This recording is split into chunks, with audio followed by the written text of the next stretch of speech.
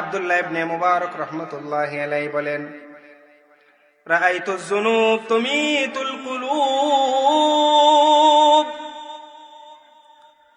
আমি দেখেছি, আমার অভিজ্ঞতা, রাআইতুজ যুনুব তুমিতুল কুলুব, গুনাহ মানুষের অন্তরকে মৃত করে ছাড়ে।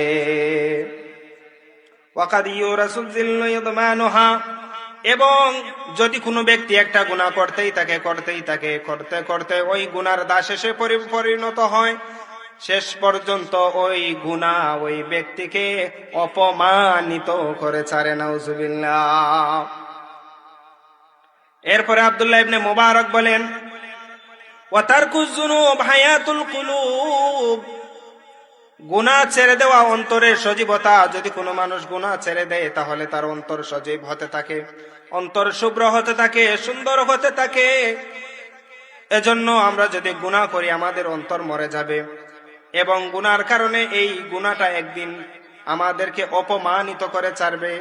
আর যদি আমরা গুনাহ ছেড়ে দেই তাহলে আমাদের অন্তর সজীব হয়ে যাবে, আল্লাহ পাক রব্বুল আলামিনকে ওই অন্তর চিনতে পারবে। 3 নম্বরে, যদি কোনো মানুষ গুনাহ করে তাহলে এই ব্যক্তি গুনাহের কারণে কোরআন সুন্নাহর ইলম ভুলে যাবে। যদি কোনো মানুষ গুনাহ করতেই থাকে তাহলে কোরআন সুন্নাহের ইলম সে ভুলে যাবে। মাদ্রাসার ছাত্ররা রয়েছে অথবা স্কুলের মাদ্রাসার ছাত্রদের জন্য এই গুণটা, আপনারা এই বিষয়টা খেয়াল করবা তোমরা। যদি কোনো ব্যক্তি গুনাহ করতেই থাকে তাহলে সে কোরআন সুন্নাহের ইলম ভুলে যাবে। কিতাবের নাম জামিউ বায়ানিল ইলম, 1 নম্বর খণ্ড, 675 নম্বর পৃষ্ঠা। আব্দুল্লাহ ইবনে মাসউদ বলেন, ইন্নী লা আহতাসিবু আন্না আর-রাজুলা ইয়ানসাল ইলমা ক্বাদ আলিমাহু বিয-যাম। ইন্নী লা আহতাসিবু আন্না আর-রাজুলা ইয়ানসাল ইলমা, আমি ধারণা করি মানুষ ইলম ভুলে যায়, তার জ্ঞান ভুলে যায়, তার অর্জিত ইলম ভুলে যায়, ক্বাদ আলিমাহু বিয-যাম, আর এটা হয় তার গুনাহের কারণে। যদি কোনো মানুষ গুনাহ করতেই থাকে তাহলে এই গুনাহের কারণে আস্তে আস্তে সে তার অর্জিত কোরআন এবং সুন্নাহের ইলম সে ভুলে যাবে। এটা গুনাহের 3 নম্বর ক্ষতি।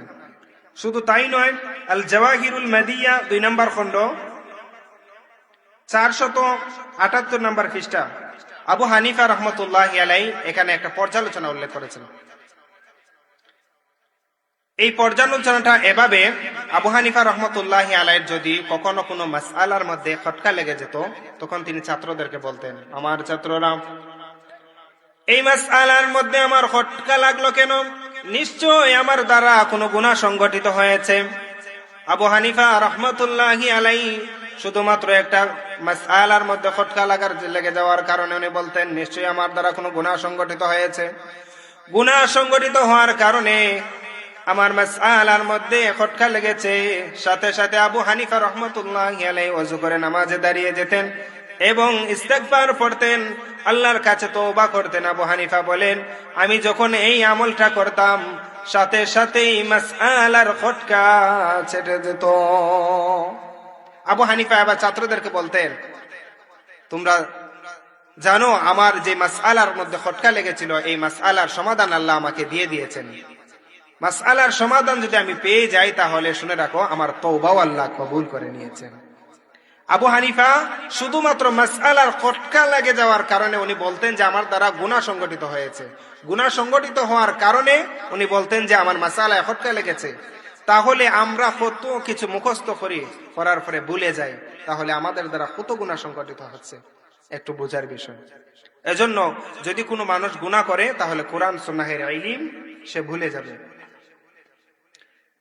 এরপরে দিওয়ানে শাফির মধ্যে ইমাম শাফি রহমতুল্লাহি আলাইহি 61 নম্বর পৃষ্ঠার মধ্যে একটা ঘটনা উল্লেখ করেছেন কবিতার মাধ্যমে। উনি ওনার উস্তাদ ওয়াকি রহমতুল্লাহি আলাইহির কাছে গেলেন, গিয়ে উনি বললেন, শাকাইতু ইলা ওয়াকি'in সুআ হিফজি ফাআসানি ইলা তারকিল মাসি ফাইন্নাল ইলমা নূরুম মিন ইলাহি নূর আল্লাহি লা ইউতা লিআসি।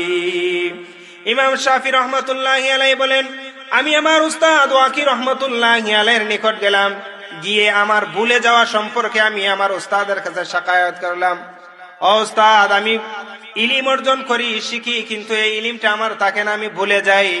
তখন ওয়াকি রহমাতুল্লাহি আলাইহি আমাকে নসিহত করলেন, ও শাফি, তুমি গুনাহ ছেড়ে দাও, ও শাফি, তুমি গুনাহ ছেড়ে দাও। কারণ গুনাহ হলো একটা কালো অন্ধকার, আর গুনাহ যেই অন্তরের মধ্যে অন্ধকার থাকে, এই অন্ধকার অন্তরের মধ্যে গুনাহ একত্রিত হয় না। কেন? ফাইনাল ইলমা নূরুম মিন ইলাহি, কারণ ইলিম হচ্ছে নূর, আর যেই অন্তরের মধ্যে কালো থাকবে, গুনাহ থাকবে, ওই অন্তরের মধ্যে ইলিম গিয়ে বসবে না। ফাইনাল ইলমা নূরুম মিন ইলাহি ওয়া নূরুল্লাহি লা ইউতা লিআসি। ইলিম হচ্ছে নূর, আর গুনাহ হচ্ছে অন্ধকার। নূর আলো, আলো আর অন্ধকার একত্রিত হতে পারে না। সুতরাং যদি আমরা গুনাহ করি, তাহলে গুনাহের 3 নম্বর ক্ষতি হচ্ছে সে কোরআন এবং সুন্নাহের ইলম সে ভুলে যাবে। গুনাহের এইভাবে 4 থেকে গুনাহের মৌলিক 10টা ক্ষতি রয়েছে। সময় সংক্ষিপ্ত, আমরা আলোচনা এখানে শেষ করলাম। এতটুকুর উপর আল্লাহ পাক রব্বুল আলামিন আমাদেরকে আমল করার তৌফিক দান করুন।